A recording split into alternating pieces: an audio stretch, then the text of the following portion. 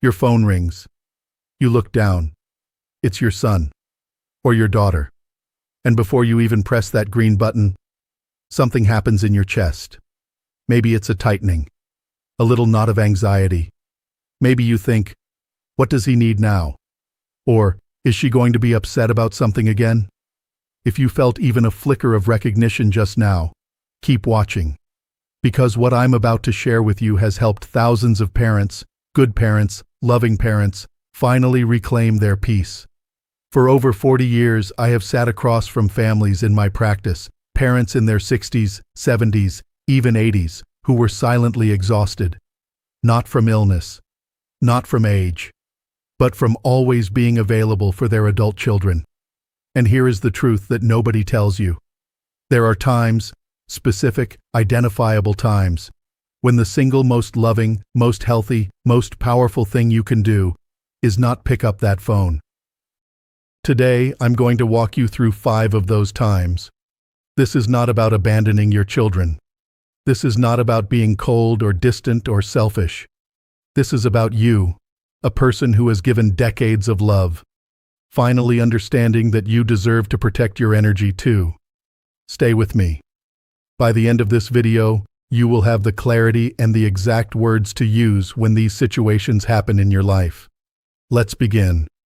Over 4 decades of clinical psychology, I've worked with families from all walks of American life, from rural communities in the Midwest to big cities on both coasts. And I've noticed a pattern that breaks my heart every single time I see it. A parent, usually over the age of 60, sitting in my office, shoulders slumped, looking genuinely worn out. And when I ask them what's been draining them most, they look almost ashamed to say it. It's my kids, my adult kids. And then the guilt floods in, right on cue. But I love them so much. What kind of parent am I to feel this way? Let me say this clearly and from the heart. You are a good parent. You have always been a good parent. And precisely because you love your children, it is time to learn the difference between being available and being exploited. The 5 situations I'm about to describe are not rare. They are not extreme. They happen in millions of American homes, every single week. And once you recognize them, everything can change. Time number 1, when they call to emotionally dump on you every single day. Let me paint you a picture. It's Tuesday morning. You've just had your coffee. You're settled in, feeling good. And then your phone rings. It's your daughter. She launches in immediately. Her boss is terrible. Her husband doesn't listen. Her neighbor is impossible. Her life is just so hard. You listen. You offer comfort. You hang up feeling like you just ran a marathon in your mind. And then, Wednesday morning, the phone rings again. Same thing. Thursday. Same thing. Now I want you to ask yourself, when was the last time she called just to ask how you were doing? This pattern has a name in psychology. We call it emotional dumping. And when it happens on a daily or near-daily basis, from an adult child toward a parent, it becomes a serious problem. Here's what's happening beneath the surface. Your adult child may have never fully developed the emotional regulation skills they need to handle stress on their own. And without realizing it, they've made you their coping mechanism. They feel better after calling you. But how do you feel? Research on caregiver stress, and yes, emotional support is a form of caregiving, shows that people over 60 who experience this kind of chronic emotional labor report significantly higher rates of anxiety, disrupted sleep, and even elevated blood pressure. You are not a therapy hotline. You are not a punching bag. You are their parent. And here is what I want you to understand. By being available every single day for these emotional downloads, you are actually preventing your child from growing into the fully capable adult they need to become. You are not helping them. You are enabling them. So what do? You create what I call a loving boundary structure. Something like this.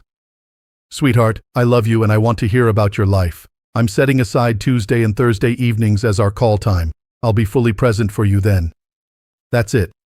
Simple, warm, clear. When the phone rings on Wednesday morning, let it go to voicemail. Call back on Thursday evening as promised. You have not abandoned your child. You have taught them, gently, lovingly, that you are a person with limits. And so are they. Remember this: you are their parent, not their therapist. Time number 2, when they call to guilt trip you into giving money. This one is painful to talk about. But I'm going to talk about it anyway, because I've seen it devastate too many families. The call begins innocently enough. Hey mom, I hate to ask this, but we're really in a tight spot right now. And your heart squeezes, because this is your child, your baby, and every instinct in you wants to help.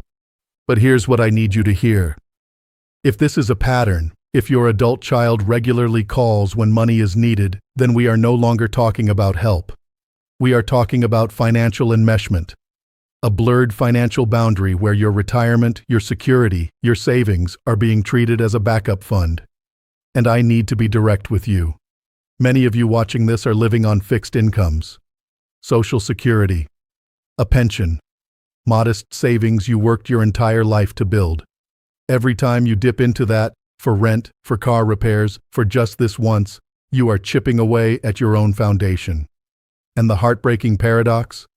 Every time you rescue your adult child from a financial consequence, you delay the moment when they finally learn to manage their own money. You are not doing them a favor. You are doing them a disservice dressed up as love.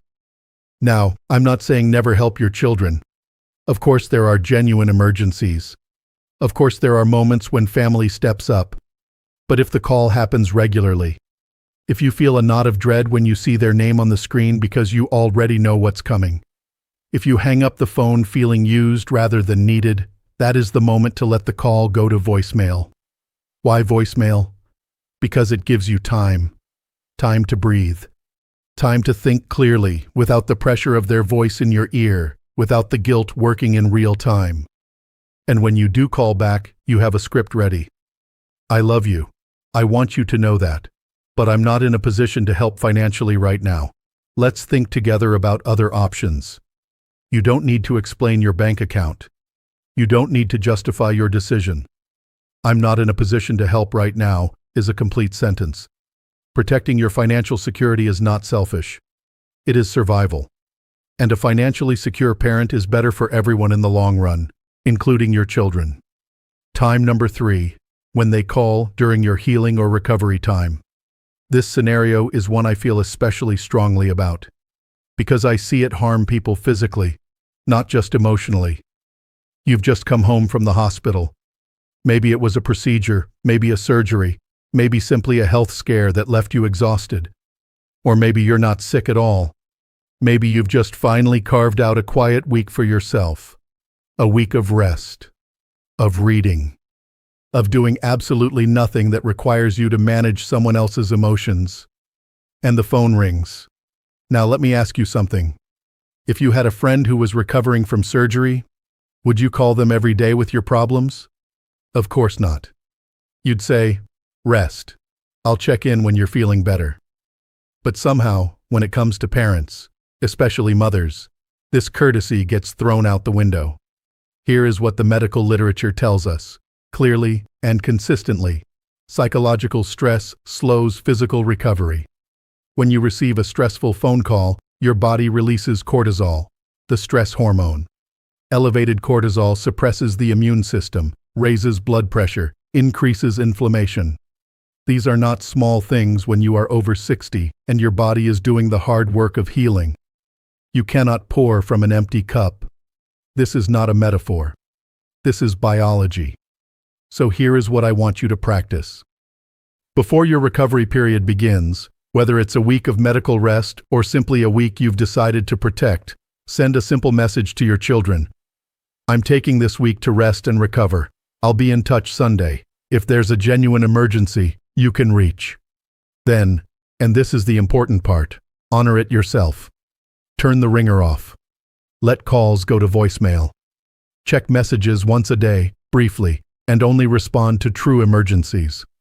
You are not being unreachable. You are being responsible, with the one body and the one mind you have been given. Rest is not a reward. It is a requirement. and no loving relationship should ask you to sacrifice it. Time number 4, when they call to pull you into family drama and take sides. Oh, this one. This is the one that so many of my clients dread the most. The phone rings, and you can already tell from the tone of voice in the first 3 seconds that something has happened. And it involves someone else in the family. Can you believe what David did? Mom, you need to know what Sarah said to me. Dad, I need you to talk to him, because this is completely unacceptable. And now you're in the middle. Again. There is a term in family therapy for this: triangulation. It's what happens when 2 people in conflict bring in a third person, usually a parent, to act as judge, jury, and referee. And here is the brutal truth about triangulation: you cannot win. If you agree with the child who's calling, you damage your relationship with the other child, or the grandchildren, or the in-law. If you stay neutral, the calling child feels unsupported and sometimes becomes angry with you. If you try to mediate, you get pulled deeper into a conflict that was never yours to begin with. And the stress of navigating all of this? The research is clear. Chronic family conflict is one of the leading contributors to depression in older adults. Not because older people are weak, but because we feel everything more deeply when we've lived long enough to love more deeply. Your children's conflicts are not your responsibility to solve. I want to say that again, because some of you have believed the opposite for your entire parenting life.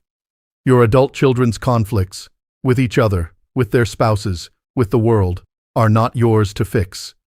When you see that call coming in, and you already know from recent patterns that it's going to be about drama, let it ring. Take a breath. Wait until you are in a calm, grounded state before you respond. And when you do respond, use this script. Write it down if you need to. I love you, and I love them. I'm not able to take sides because that wouldn't be fair to either of you, but I'm absolutely here to listen to how you're feeling, not to judge anyone else. This response does 3 things. It affirms your love. It refuses the role of judge. And it redirects the conversation to emotions rather than accusations. You spent decades raising these people. You taught them, fed them, stayed up at night worrying about them. Your job was to raise them, not to referee them forever. Time number 5, when they call late at night, and it's not an emergency. This final one is perhaps the most underestimated. It's 10:30 at night. You've just gotten into bed. Maybe you've taken your medication. Maybe you're reading or watching something gentle. Your body is winding down the way it needs to. And then the phone lights up. It's your son, or your daughter. And when you answer, because of course you answer, because what if something's wrong? It turns out they just wanted to chat. Or they had a thought. Or they're feeling anxious and wanted to hear your voice. These are not bad reasons to want to talk to a parent. In fact, they're quite tender. But here is what's happening to your body in that moment. The ring of the phone at night activates your nervous system. Your heart rate increases. Adrenaline releases. And even if the conversation turns out to be perfectly pleasant, your body has already been pulled out of the gentle descent towards sleep that it needs. For adults over 60, sleep is not a luxury. It is medicine. Poor sleep in older adults is directly linked to increased risk of cognitive decline, including early Alzheimer's. It is linked to higher rates of cardiovascular disease, weakened immunity, and a dramatically higher risk of falls. Your adult children in their 30s and 40s can stay up until midnight and function the next day. Their bodies allow it. Yours has different requirements. And that is not a weakness. That is wisdom your body is offering you. Here is a boundary that I encourage every one of my clients over 60 to put in place. After 9 p.m., the ringer goes off. Calls go to voicemail. And send your children a simple, one-time message that sets the expectation. I turn my phone to silent at 9 p.m. every night to protect my sleep. If there is a true emergency, call 911, then text me, and I will see it first thing in the morning. Otherwise, I'll call you back tomorrow. I love you. You have set the rule. You have given them the emergency protocol. You have expressed love. Everything else, the casual chats, the venting, the I just wanted to talk, can happen during daylight hours. You are not unavailable. You are unavailable after 9 p.m.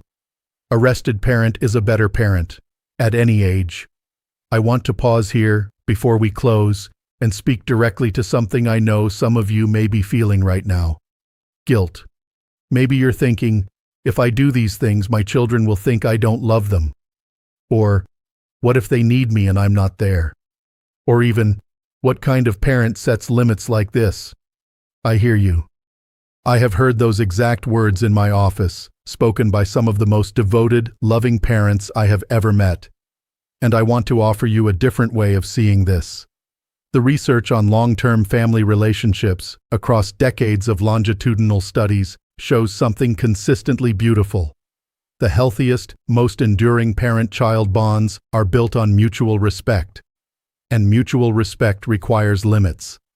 When you have no boundaries, what you actually create is not closeness. You create resentment, on both sides. You resent feeling used. And your child, without even realizing it, begins to see you not as a full human being, but as a resource, a service, something to call when things go wrong. But when you hold a limit, lovingly, calmly, consistently, something shifts. Your child begins to sense that you are a person, with your own life, your own needs, your own dignity. And strangely, unexpectedly, they begin to respect you more. And the calls that do happen become warmer, more genuine, more mutual. I witnessed this with a client I'll call Margaret. She was 67, living alone in Ohio, and completely exhausted by her 2 adult children who called her daily with problems, requests, and emotional downloads. We worked together on implementing the kinds of limits I've described today. Slowly, gently, with love and clear communication. 6 months later, Margaret came into my office looking like a different woman. She told me, "My son called last week just to tell me about a bird he saw in his backyard. We talked for 20 minutes and I laughed for the first time in months." Her son was calling less. But when he called, it was real. That is what limits protect. Not distance. Connection. You spent decades giving. You have earned the right, the genuine, unassailable right, to protect your energy. So here is where I want to leave you today. I've shared 5 specific times when not answering your adult child's call is not just acceptable, it is wise, it is healthy, and it is an act of love toward yourself and toward them. When they call to emotionally dump on you every single day. When they call to guilt you into giving money. When they call during your healing and recovery time. When they call to pull you into family drama and take sides. And when they call late at night, when it is not an emergency. In each of these moments, you have permission.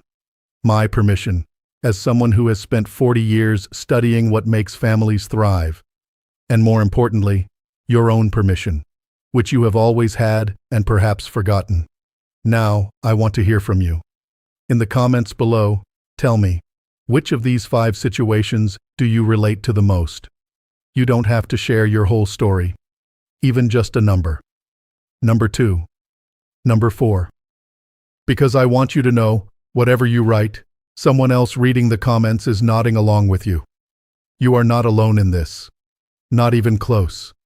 And if you want to continue this conversation, if you want to learn the exact words to use when you do answer, to keep conversations healthy and brief and on your terms, make sure you subscribe to Strong Elderly Life and hit that bell. Next week, I'll be sharing what to say when you do pick up, 7 phrases that keep you in control. Because setting limits is the first step. Knowing how to navigate the conversations that do happen, that's the next one. Until then, I want to close with something I mean with my whole heart. You are not a bad parent for protecting your peace. You are not cold. You are not selfish. You are not failing at love. You are a wise, experienced, deeply loving human being who has finally learned that you matter too. Take care of yourself. Because the world, and yes, your family, is better when you do. I'll see you next week.